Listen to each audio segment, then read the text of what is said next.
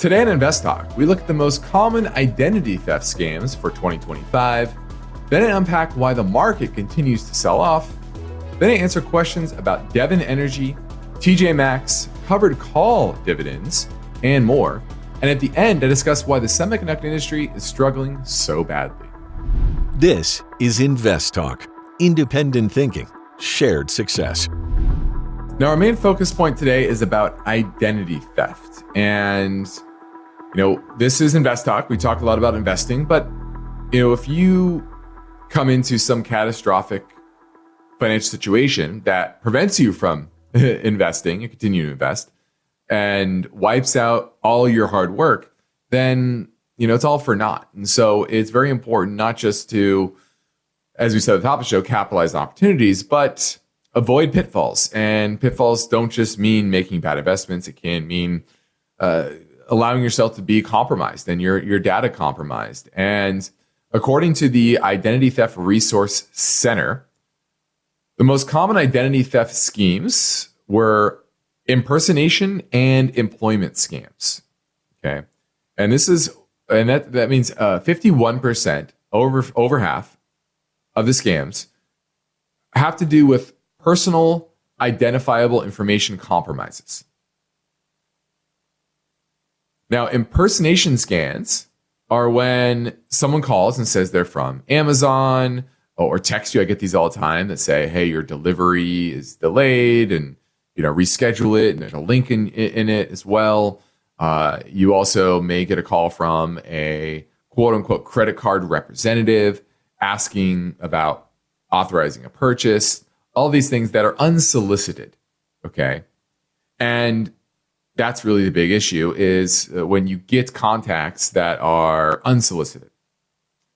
Now, another type of scam, this one's more interesting, I think, and a little bit less common, but I think easier for people to get duped by, is when there's a job or a job posting that looks legitimate on places like Indeed, LinkedIn, etc., as well as unsolicited text messages and emails from recruiters, for example, promising you a job. But it's not, right? And they're trying to gather information, and you are probably, if you're out of work or maybe you're unsatisfied with your current job and you're looking for something different, you can be easily manipulated into handing over some information in hopes of getting a new job. Now, there's also business impersonation. Business impersonation is usually, like I said, when Amazon will call you or your bank will call you, quote unquote. But this is the one that is growing the most. Okay, that's the one that's likely to grow the most next year, mainly because it's really easy for the scammers to buy personal information on the dark web to make it and use it to seem credible, right? Quote your date of birth or quote some personal information that might seem like only you would know, but it might be out there on the dark web. So just because they spew off something like your address or, maybe your spouse or somebody close to you or whatever, doesn't mean that this is a legitimate person. Okay.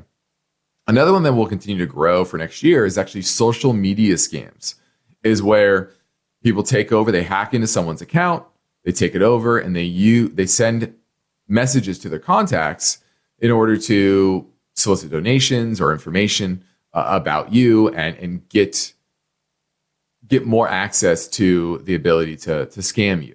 Okay. And there's still a lot of accounts out there that aren't under the control of the original owners, that the original owner can't get back. Okay. Now, how do you avoid this? How do you protect yourself from these type of scams? Well, the first is look at all digital communication skeptically. I know for me, I get emails all the time, and first thing I do, if it doesn't look normal in any way, shape, or form, I look at who it's from. And if it's not from an email address I know, I immediately delete and block it. Okay, so same thing with texts that come through. If you're unsure who it's coming from, just ignore it. Or better yet, reach out to the entity that they're saying that they're from. Right? Find the phone number on the back of your credit card, for example. Go look at a bill from that company and then call that company directly and see if what's being said to you is as accurate. And then keep your items close to you, especially your cell phone. A lot of people don't realize the cell phone has the most personal information about you. So it's even more important than your wallet. So make sure you change any passwords if anything is compromised, if there's any breach.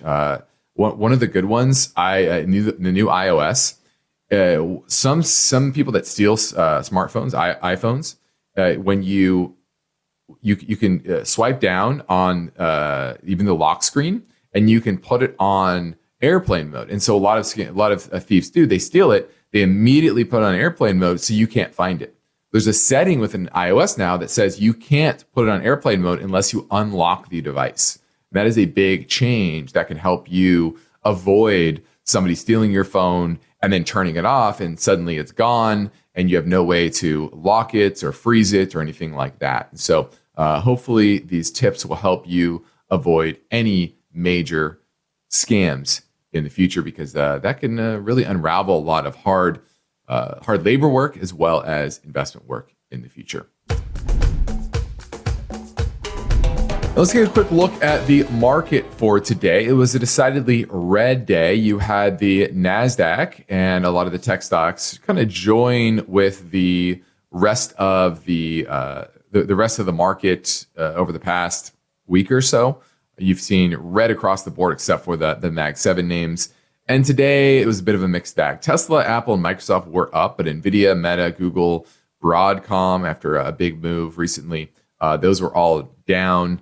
You had Costco down, Oracle down as well, Amazon down. So there was certainly a modest broad-based sell-off overall. The biggest drag on the indices was Nvidia, down 1.3%, but it was a 5-point drag on the S&P, which overall was down 23 points. Broadcom also contributed about a 5-point drag, Amazon about 2.3%, and United Health continues to suffer in the back of the assassination of their CEO, and there's a lot of scrutiny around the healthcare industry as well. So that was down about 2.5% today. Meta down nearly 1%.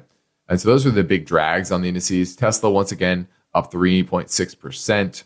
That contributed 5 positive points to the S&P.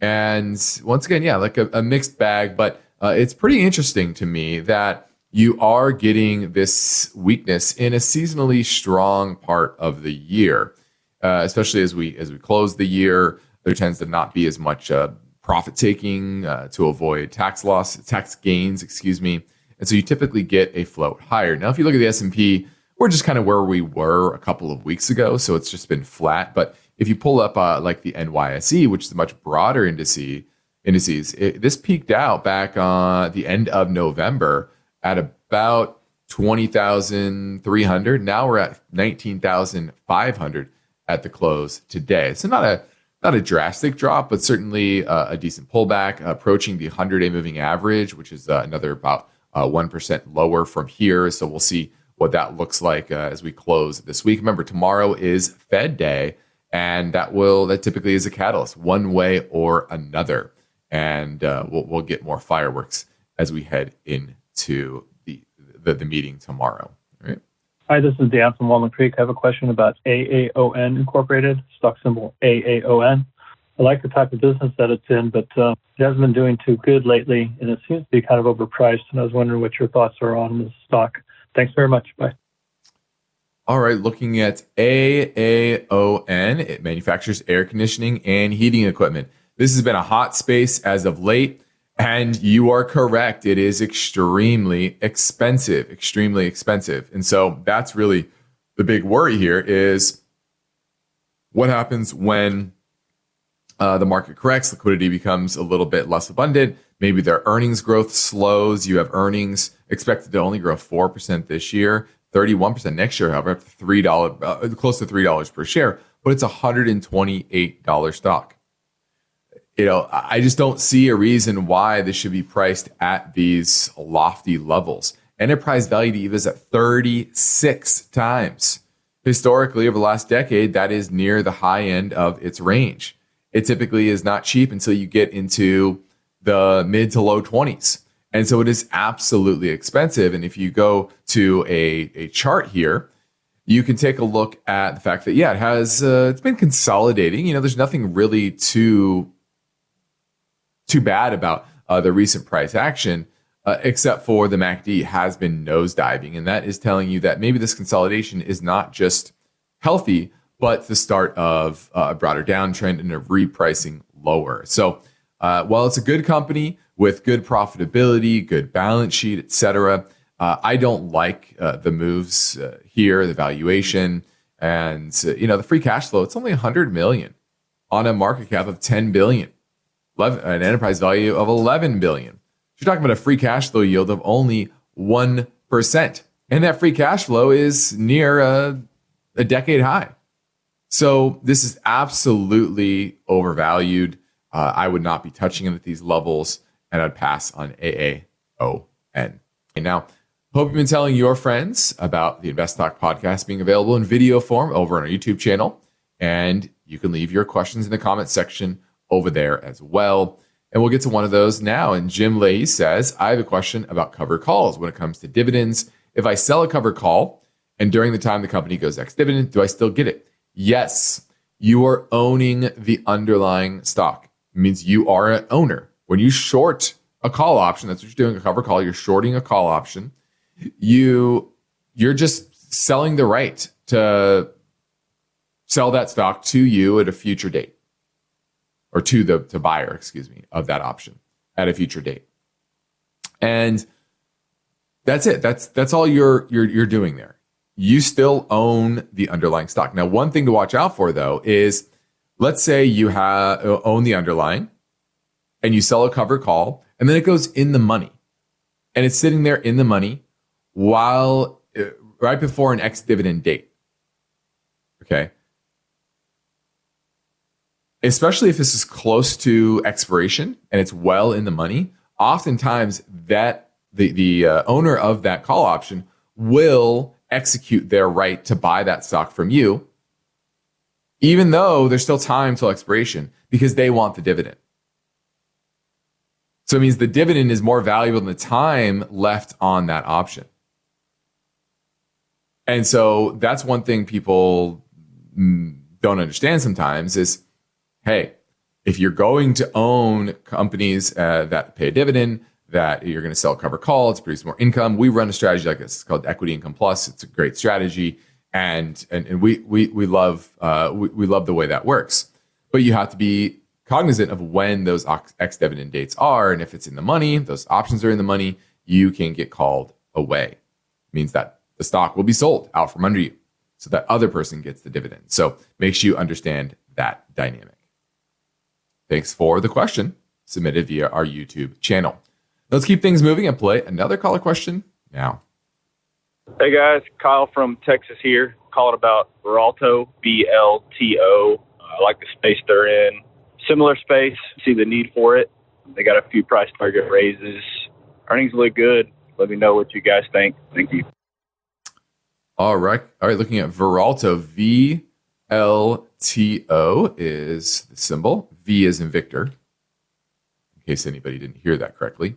Now, this is in the pollution control business. They develop technology solutions for access to clean water, safe food, medicines, and essential goods. Earnings are going up, but not in a dramatic fashion. Earnings are up 9%. So expect to be up 9% this year after being down 9% last year. And earnings are supposed to hit $375 next year, up 8% to an all-time high. It is a relatively recent IPO, around the $80 mark. Now we're at 103, $25 billion market cap. So it's certainly not small, that's for sure. Now let's take a look at this is an industrial space. Let's take a look at see if it wants to pull up some deeper data. Look at profitability. Sometimes this wants to be slow on me. Okay, well, there we go. Sometimes, websites, they just don't pull up as fast as you want them to. Let's take a look at the chart as I'm waiting for this my other system to pull up. This did break down back in late October. It had a very wide-ranging sell-off, a high around 115, and then bottomed out around 101, 102, bounced to 108, and now we're sitting back around 103. And that is a bearish consolidation, to be honest with you. So I don't like the near-term look of that chart, but I do like the profitability. I have that up now. Balance sheet is strong, only about $2 billion in net debt on a market cap of $25 billion. So strong balance sheet there. Free cash flow around 800 million, excuse me. So that's solid. Return on equity, 53%. Return on invested capital, 19%. Both of those numbers are very strong and very healthy. But once again, the technicals are looking poorer.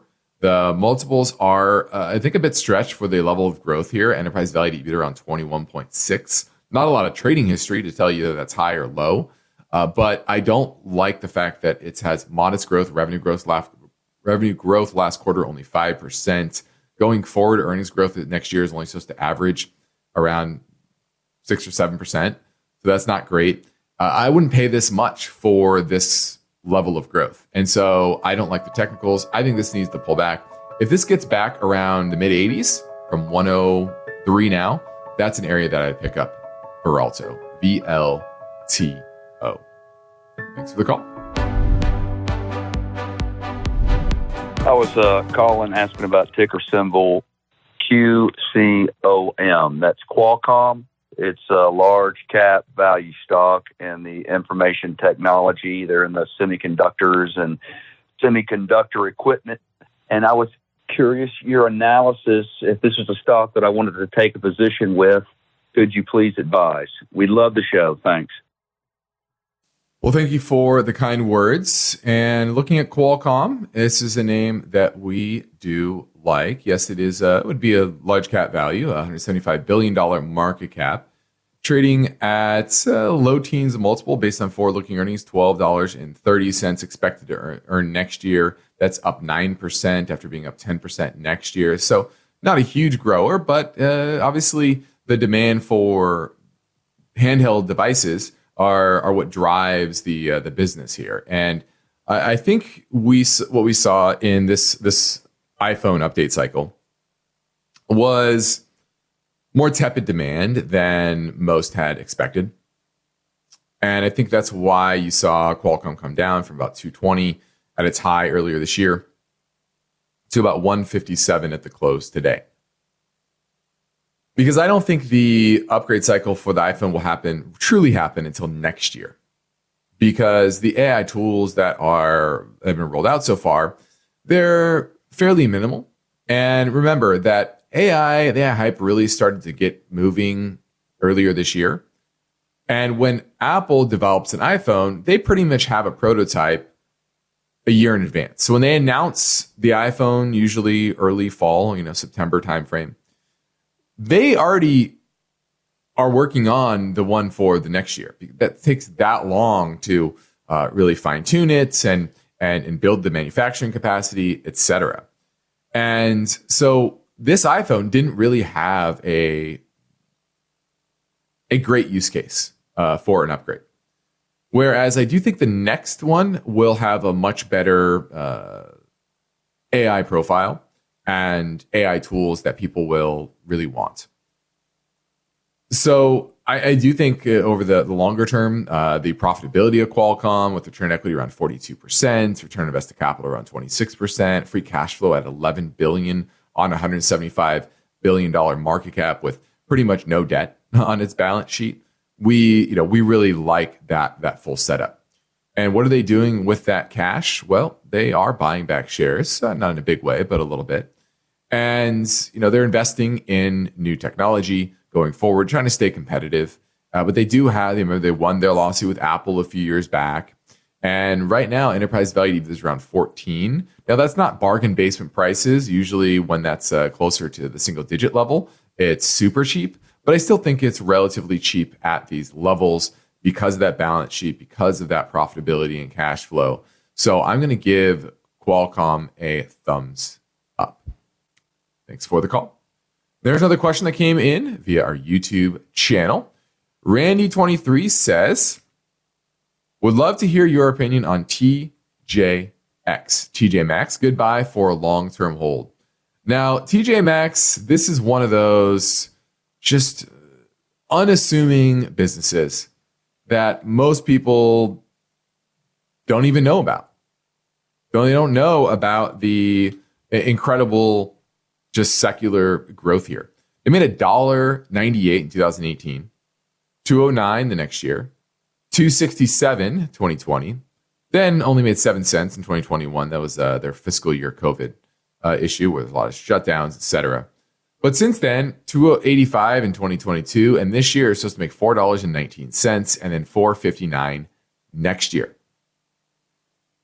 It's $123 stock. Now, 30 times multiple, that's a little on the high side for something that is growing, but not gangbusters. Earnings last quarter up 11%. That's decelerating from a high of 26% in the first quarter of this year.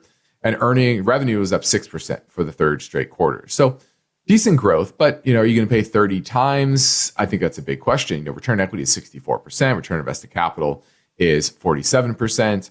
And enterprise value to EBIT is around 18, which historically, let's look at historical comparisons. Yeah, that's a little higher than normal, but not to a major degree, to be honest with you.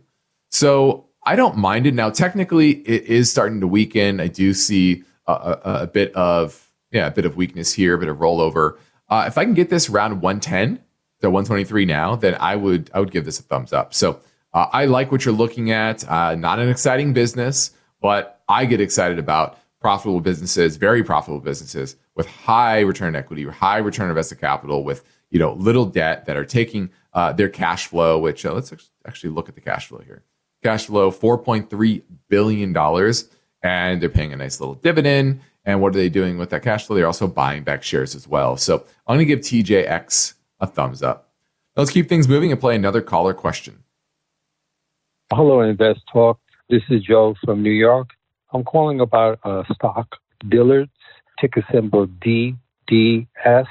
I was wondering, what's your take on the company, the stock? Is it a good buy at the price range that is at the moment? I was looking over the fundamentals. It doesn't look that bad.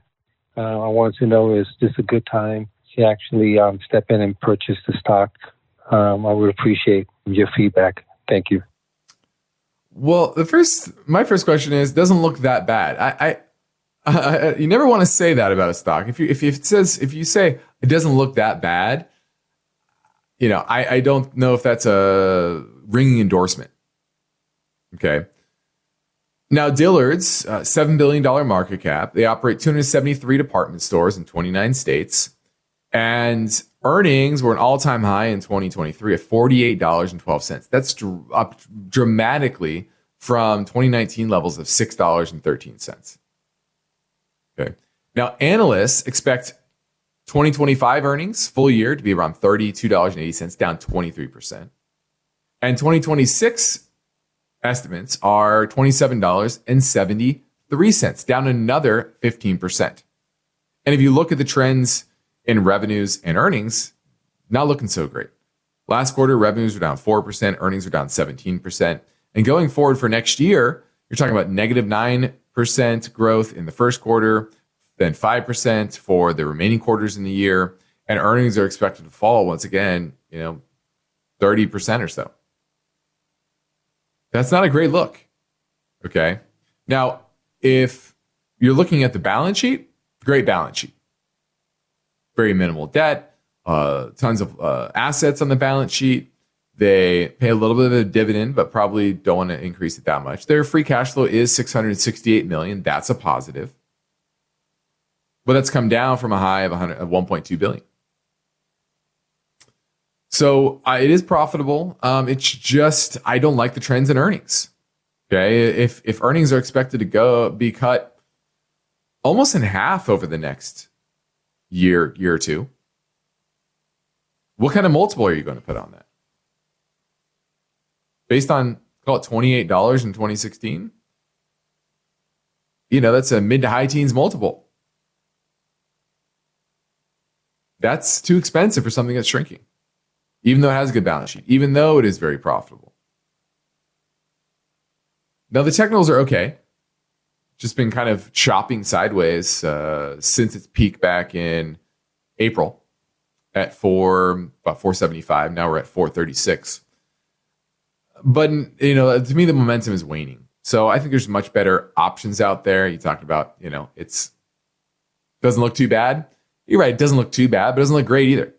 So I'm passing on Dillard's because I want to maximize the use of my capital. Let's talk about whether the market is getting a bit frothy. And there are some signs that investors are in some ways all in. And typically that doesn't necessitate a major market drop. But what you often see when these factors line up is at least a modest correction in the near future. Now, what are the signs here? Now, the first is bulls are everywhere and showing up in sentiment. Okay. So sentiment in many ways is euphoric. And investors have only been more positive twice. This is during the post-pandemic SPAC cannabis bubble that we were in. And then in the dot-com bubble of 99 and 2000. Okay, this is according to Citigroup. And they have an index that measures these sentiment. Okay. Now, the share of consumers expecting stock prices to rise over the next 12 months has never been higher, about 57%. Then if you look at newsletter writers, they've rarely been more bullish or less bearish. This is according to a weekly survey by Investors Intelligence. And once again, households have never been so confident that stocks will rise over the next year. Then you look at fund managers. They shifted to be more overweight US stocks than any time since 2013. Pretty much all in on the US, saying, hey, Trump's going to be good for stocks, good for the US, buy. Well, oftentimes when everybody is on one side of the boat, it flips over. Okay. And I think in some ways you're starting to see this. And even the perma bears, are starting to flip. People like Nouriel Roubini, which is, he loves his moniker, Dr. Doom. David Rosenberg, another perma bear, saying things like, this time is different. The traditional valuations, are not that helpful right now. Now, he's probably correct on that, but he's kind of giving in. And if you look at returns in US stocks versus the rest of the world this year, we've outperformed by 22 percentage points up until the end of November. That's the most over an 11-month period since 1998. And once again, valuations are nowhere to be found when it comes to people that care, at least. Right? Value stocks have been underperforming for years. Now, they had a much better 2022 and a fairly good year this year. Was kind of mixed, to be honest with you. But recently, they've been down for 11 straight days. And if you look at the difference between the earnings yield and the yield in the 10-year treasury, it's never been this tight since the dot-com bubble. Now, what that tells you is that the broad market is expensive. That's certainly true. But it's very, very top heavy because there are a lot of very cheap names that are out there. But a lot of high quality names, companies with great profitability, a lot of those have just been bid up and are trading at lofty valuations. And then lastly, insiders. Insiders are selling more stocks than they're buying, according to regulatory filings, which means, they are looking to head for the exits as well. So just something to think about as we head into 2025 that, it's not going to be as easy. Still can make money, still opportunities out there, but the broad market's very frothy. Now let's take a live call. Bill from North Carolina asking about Devon and listening on AM 1220 in the Bay Area. How you doing, Bill? Hey, Justin. It's actually Northern California, but that's fine. Okay. I like North Carolina, too. Yeah, I think you've told me that you guys hold this. I've had this for some time. I've bought some as long ago as 2 years ago and added to it. On the downtrend, I don't own too much of it, but, after it's fallen below, about 35, 36, it kind of made me scratch my head. Like, why are things so bad? Is this a depressed stock? Do you think that it going this low is justified? And do you guys currently hold it? And what's your overall analysis and outlook? No, we don't own Devon, to my knowledge. So, but it's historically it's a good company with good profitability. Just right now, what's happening is they do have some debt in their balance sheet. Their cash flow is now negative. And when you have a decent amount of debt, negative free cash flow, the market starts to get a bit worried. I believe they also cut their dividend. Yeah, their dividends was $1.55. Now it's down to 22 cents. So it's a name, and there are a lot of these names in the oil industry now that are focused on free cash flow, and their dividends fluctuate based on their profitability metrics. So it looks like Devon is one of those. Historically, like I said, it's a good company, return equity on 27%. But if you look going back in history, it's gone from deeply negative profitability all the way to very profitable. So it's just not a name that I would be. I think there are better options out there within the space. Let's just say that. Now it is at support. It's not a bad company. There are a lot of positives here.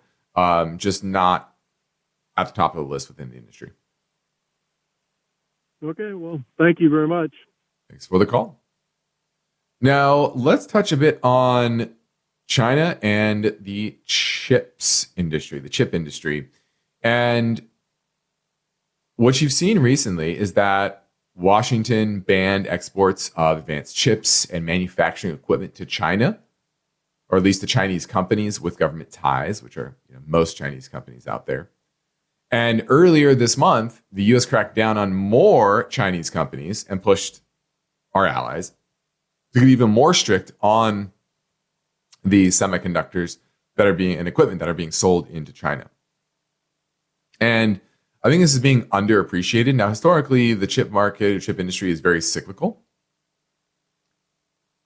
But these China rules are adding insult to injury, an industry that is certainly slowing, especially with the tool makers, talking about the chip equipment manufacturers. And they are really the center of these new regulations. And that's why you see companies like ASML, Applied Materials, KLAC, and Lam Research, et cetera, really struggling. Now, the whole industry itself is actually in a downtrend. You might not realize it, especially if you're looking at NVIDIA or Broadcom. Those are the only two names that are bucking the trend, which makes me wonder, can they really continue to buck the trend much longer? Is the prognostication of Broadcom that they will have massive AI growth next year, is that justified? Is it realistic? Once again, when the rest of the industry is actually now in a clear downtrend, just go look at the SMH. That peaked in July around 283. And now we're at 250. And that's mainly, once again, held up by NVIDIA and Broadcom. You go look at an ASML, that peaked at over nearly $1,100 per share. Now we're at $735. That's after a bounce from a low around $650. So understand what's happening in the broader chip space. It's not a pretty picture. I'm Justin Klein. This completes another InvestTalk program. We thank you for listening, and we encourage you to tell your friends and family about our free podcast downloads, which you can find anytime at iTunes, Spotify, or Google Play. And remember, we can help you better understand your portfolio dynamics and how they align with the current market trends if you head over to InvestTalk.com and click on the portfolio review button. We can set up a Zoom call, and it is a free and confidential service. And if you haven't optimized your 401k yet, we can help you with that as well. Start at InvestTalk.com. Independent thinking, shared success. This is InvestTalk. Good night.